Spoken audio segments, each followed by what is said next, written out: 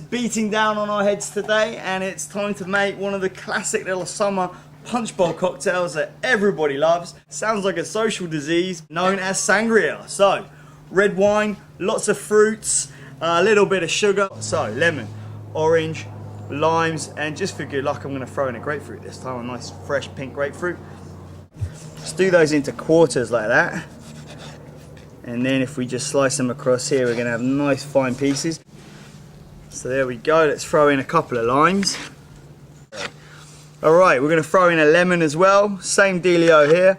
Chop it up, nice and small. You're going to get the good contact between the wine and the fruit. The word sangria is Spanish for bloodletting, which according to Wikipedia has no more significance other than the fact that the colour of the liquid is gloriously deep dark blood red, coming from the old Plonko.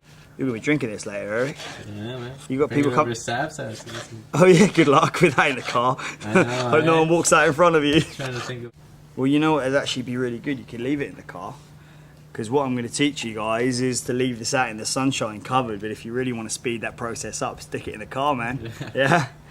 Dogs die in cars. Sangrias get great in cars, man. They really sweat it out. As most people know, orange juice is often an ingredient used in the sangria. It kind of softens up the wine, gives it that nice fruity edge. So amazing. Sangria is a little bit of a kind of free-for-all, yeah? It's almost like the yard sale of, of punch bowls, really. Whatever you've got lying around, you can throw in there. People have even put peaches in there, nectarines, apples. You can't really go wrong, actually, with a sangria. As I say, it's they're all different, and you should really just experiment at home here and see what works for you. You know, if you like the sound of it, if you think that it's gonna taste good with blueberries in it, then go ahead and put some blueberries in it. If you think it's gonna taste good with canned peaches, throw them in too. There's no really a right or wrong answer here. We're also gonna sweeten it up a little bit, so I've got some powdered sugar here. So we're just gonna sprinkle that over there.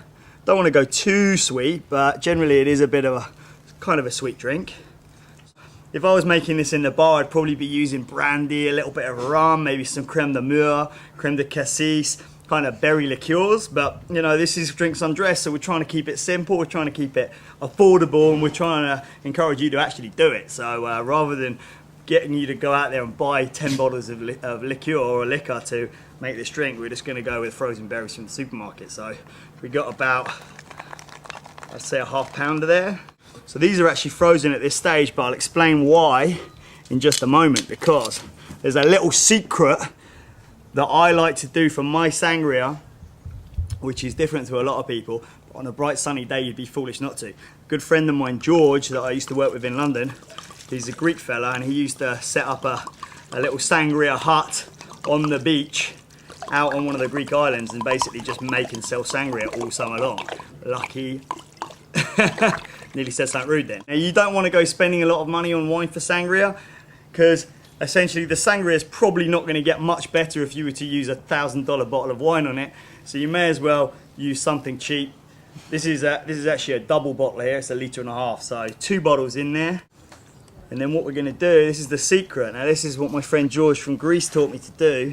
This is how he used to make his sangria, and this is why he was so popular. All the boys, all the girls would be coming back for more in their bikinis. Now what you do, you take your cling film, or your saran wrap, as they like to call it around in these parts.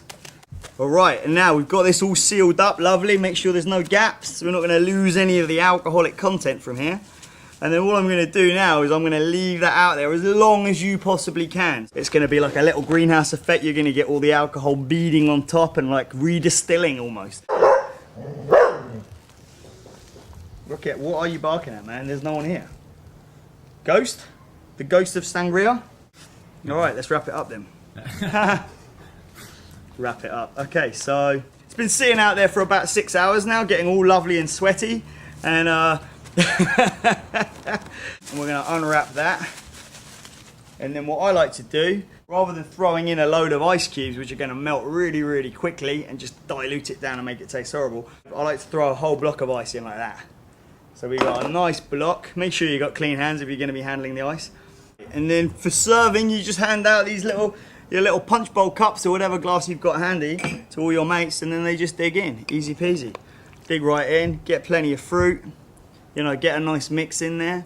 Add a little bit of ice if you want. You can even pop some sodas in there. It's entirely up to you. It's really, as I said, it is the yard sale of drinks. Whatever you've got lying around, throw it in, leave it. Leaving it is the important part, and then there we go. Sips away. Enjoy. Oh, delicious. The blackberry, yeah, look, blackberries. Oh yeah. There you go. Keep quiet, kid. Okay.